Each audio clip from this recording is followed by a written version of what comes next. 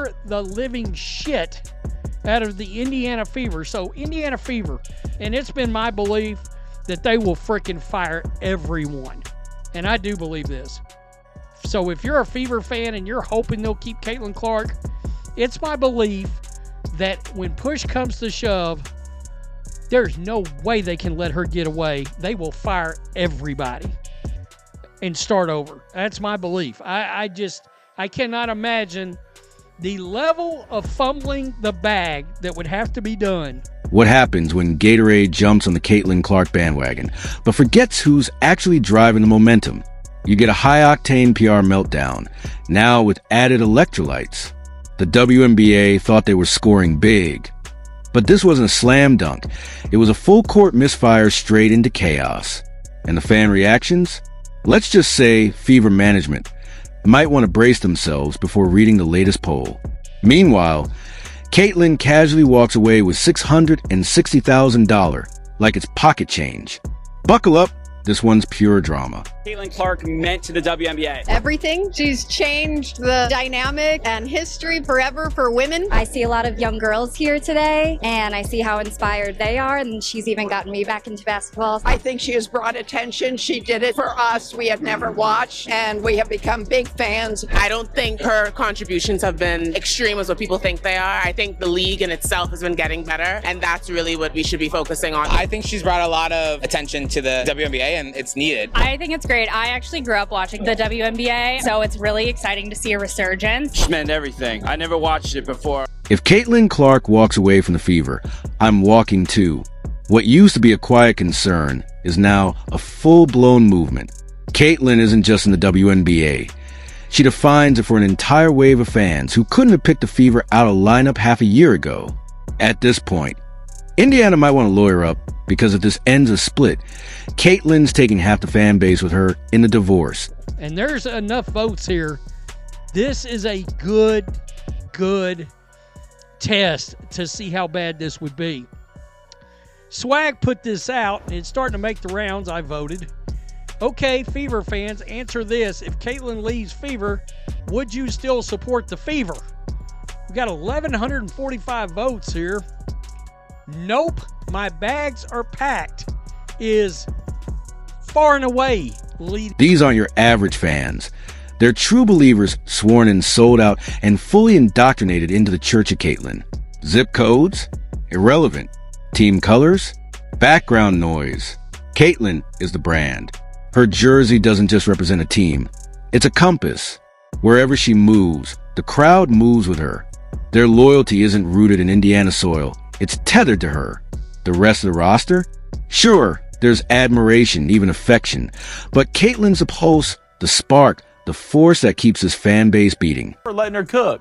Me dinner. I'm buying Powerade stock. Is it a play on, like, women shouldn't? No, they didn't do it on purpose. There's no way. How you came up with this and not in the back of your minds, like, oh, they're just gonna be like, oh, it's women. She just needs to cook. Didn't think about that in the PR room. I'm a big advocate of. But when the lights dim and the moment comes to pick sides between the franchise and the phenom who made you care in the first place, there's no debate. It's Caitlin or collapse. And Fever fans? They're sweating bullets. Not because Caitlin's slipping, but because she's delivering exactly what she was brought in to do. Drive viewership, pack arenas, ignite national buzz, and breathe life into a team that barely resembled a pro operation. The real issue? The one person who doesn't seem to get it might be the one holding... Listen, NBA players make 50% of revenues. WNBA players make 9%. And now the merch sales are up 500% and attendance is up 40%. So they're going to get a raise. There's no question.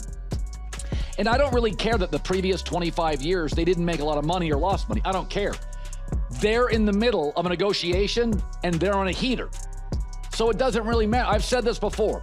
I made an investment for 5 years and it lost money. And I got about 6 months left in the investment. And in the last 6 months, they started making cash. I'm not bailing on the investment. I want to finally get my money back. So they're going to get a raise. They're finally turning a corner. But and negotiating in any business is all about current momentum.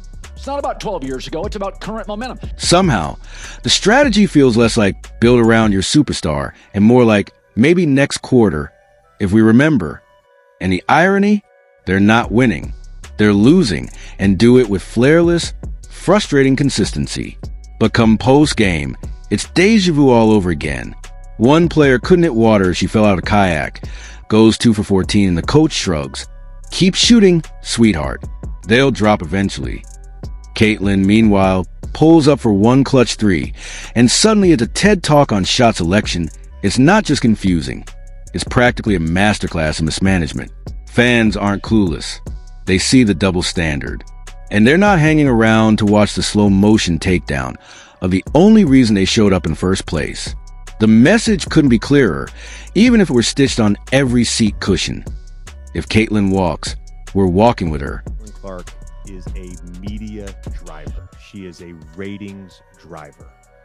Think about the NBA post Magic and Larry, the NBA post Michael Jordan, tennis post Serena Williams, golf post Tiger Woods, right? There are certain athletes that drive the sport more than others. And that's not to take away from anyone else drafted tonight. That's not to take away from the other incredible superstars in the WNBA. Right? This isn't just fandom. It's a movement, a migration. And Caitlin Clark? She's a monarch butterfly, guiding the flight path. These fans aren't just repping Fever gear. They're packing mobile loyalty. New York, Vegas, or even the Bermuda Triangle. It doesn't matter. Wherever Caitlin lands, they're already there. Rename the team, relocate, rebrand it as the Toilet Paper Tornadoes. If CC's on the court, the fan base is locked in. This isn't hype. It's a cultural shift. And the Fever front office should be breaking into a cold sweat. These fans aren't being emotional.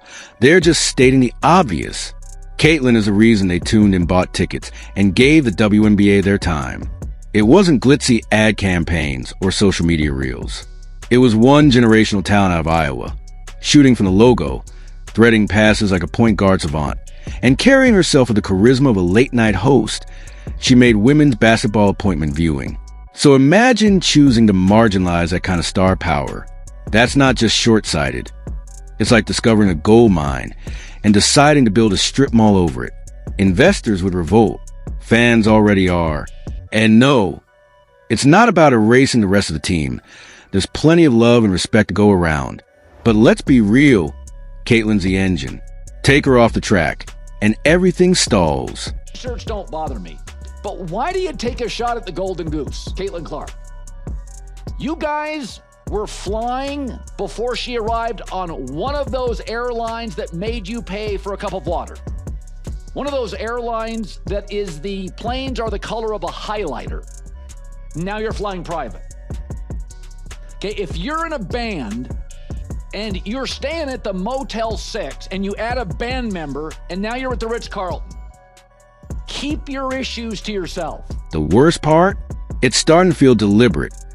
Like there's a quiet agenda humming beneath the surface. Keep the rookie in check. Don't let her shine too bright. Prioritize veteran touches, even if their field goal percentages resemble lottery odds more than anything remotely elite. Meanwhile, fans are practically begging, just let her cook. But every time Caitlin starts to simmer, someone rushes in and yanks the pan off the burner. Add in the icy body language, tense post-game interviews, and some truly baffling late-game decisions. And suddenly this isn't just a fan base. It's a full-blown uprising. They feel duped. You can't build your entire marketing empire around Caitlin Clark. Slap her on everything from energy drinks to eco-friendly toilet paper, and then treat her like a background prop when it matters most. That's not team-first strategy. That's sabotage in slow motion. What happens if she walks? Easy. The WNBA faces a mass fan departure unlike anything it's seen since Netflix started dropping live sports. 1 minute, it's sellouts and sky-high ratings. The next, empty seats, an American Ninja Warrior pulling better numbers in reruns. 23. I'm going to pass on that question, actually. WNBA star Caitlin Clark is transforming women's sports. She fills arenas night after night, and her games have smashed TV viewership records. And if you watch Clark play, well, it's not hard to figure out why. She makes deep three-pointers look easy. And like all stars, wants the ball when the game is on.